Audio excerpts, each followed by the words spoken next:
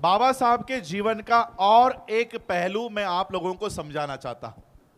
बाबा साहब ने कभी भी कोई आंदोलन बिना संगठन के नहीं किया। पहले संगठन फिर आंदोलन। हम लोग क्या करते हैं, पहले आंदोलन, संगठन का पता ही नहीं, सिर्फ आंदोलन। बाबा साहब ने कभी भी अपने जीवन में इस तरह का काम नहीं किया है। बाबा साहब ने पहले संगठन तैयार किया, उसके बाद आंदोलन किया है। और 1924 में जो बाबा साहब ने संगठन तैयार किया उसका नाम था बहिष्कृत हितकारिणी सभा। इस बहिष्कृत हितकारिणी सभा के माध्यम से बाबा साहब ने देखा कि जो कानून बन चुके हैं उस कानून का इस्तेमाल करने के लिए हमारे लोग आगे नहीं आ रहे।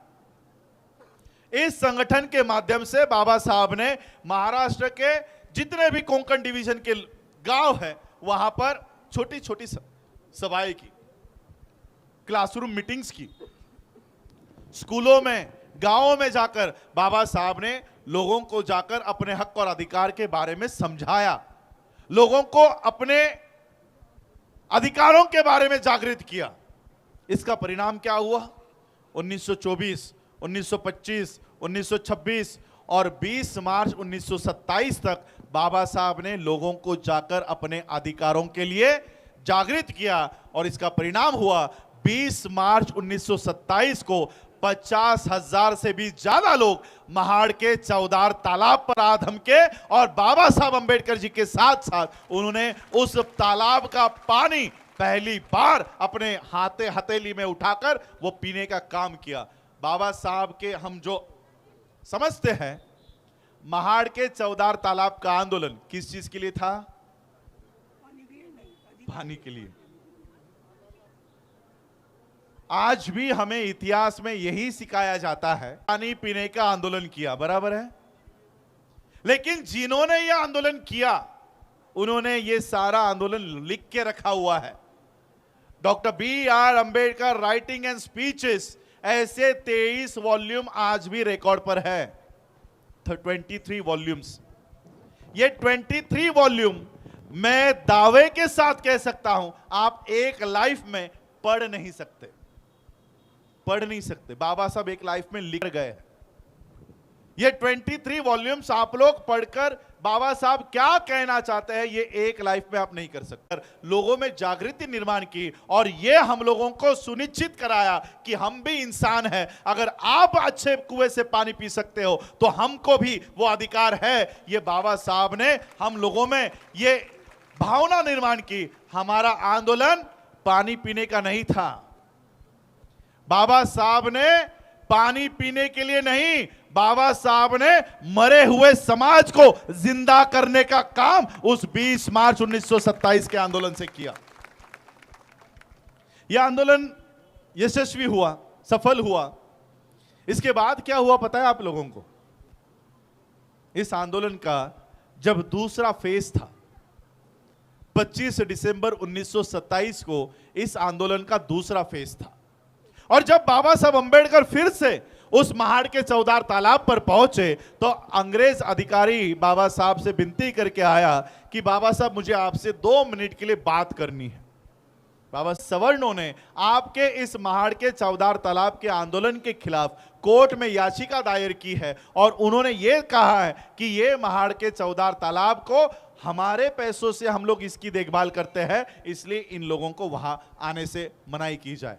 अब ये मामला कोर्ट में जाने के बजाय स्टे ऑर्डर वहां पर आया है, इसलिए मैं आपको विनती करना चाहता हूं कि आप महाड़ के चौदार तालाब पर ना जाए। अगर आप वहां पर गए तो कोर्ट के ऑर्डर का उल्लंघन होगा, इसलिए मुझे आप लोगों को अरेस्ट करना होगा। मैं आप लोगों को विनती करने आया हूं कि हमने ही आपको अधिकार दिए हैं, हम आपके अधिकार के खिलाफ नहीं है, सिर्फ विनती करने आया हूं कि आज आप वहां ना जाए। जब बाबा साहब को यह बात बताई गई तब बाबा साहब ने क्या किया? सभी कार्यकर्ता बाबा साहब से यह कह रहे थे कि बाबा साहब हम जेल में जाने के लिए तैयार हैं, हम जेल में बैठने के लिए तैयार हैं, हम महाड़ के चौदार तालाब पर जाएंगे, कितने भी स्टे ऑर्डर आए, हम इनको नहीं मानते, हम वहां पर जाएंगे। बाबा साहब ने लोगों को शांत किया।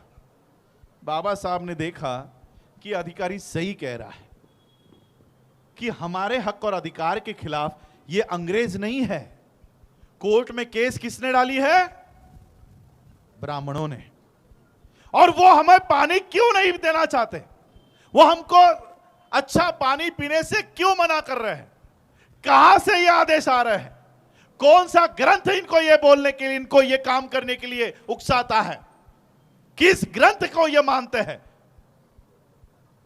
बाबा साहब ने अपने आंदोलन की रुख, अपने आंदोलन की दिशा बदली और बाबा साहब ने अंग्रेजों के उस कानून के खिलाफ जाने के बजाय, जिस ब्राह्मणों के कानून के वजह से हमको अच्छा पानी पीने की निर्बंध मनाई की गई थी, बाबा साहब ने भरी सभा में उस कानून को, मनुस्मृति को सभा में चलाने का निर्णय लिया। और 25 दिसंबर 1927 को बाबा साहब ने मनुस्मृति का दहन ब्राह्मणों के ही हाथों से करवाया कि तुम्हारा यह ग्रंथ हमको पानी पीने से रोकता है। और इसलिए बाबा साहब ने 25 दिसंबर को हमको हमारा दुश्मन कौन है यह साबित करके दिया, यह साबित करके दिया। फिर से और एक ब्रैकेट में दिमाग में रख दो, पानी पीने का अधिकार बोले कमीशन हमको दे रहा है और उसी बोले कमीशन के खिलाफ ब्राह्मण इस देश का हमारे कमीशन, हमारे अधिकार के खिलाफ कोर्ट में जाके स्टे ऑर्डर लेके आता है। बहिष्कृत हितकारिणी सभा के माध्यम से यह कार्यक्रम चल रहा था।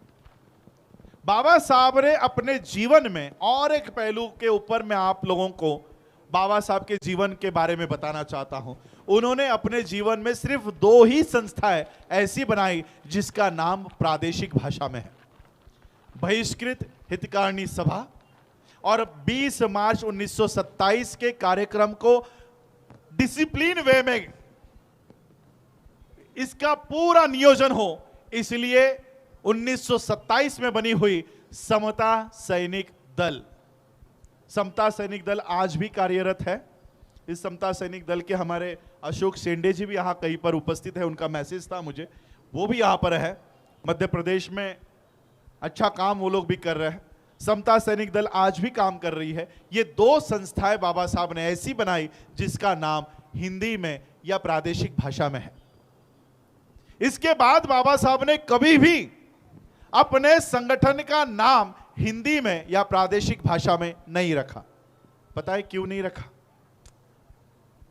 क्योंकि संगठन का नाम ही अगर अंग्रेजों को पता ना चले तो उनको हमारे मुद्दे, हमारी झगड़ा, हमारी लड़ाई क्या है वो उनको पता नहीं चलेगी। अब बहिष्कृत हितकारिणी सभा, इसका मतलब क्या होता है? क्या अंग्रेज समझ पाएगा? नहीं समझ पाएगा। और इसलिए 1930 में बाबा साहब ने बहिष्कृत हितकारिणी सभा को बर्खास्त करके एक नया संगठन बनाया और संगठन का नाम रखा डिप्रेस्ड क्लासेस मिशन। डिप्रेस्ड का अर्थ क्या होता है? बहिष्कृत। उसी हिंदी नाम को इंग्लिश में कन्वर्ट किया ताकि भारत के ऊपर जो राज कर रहा है उसको पता चले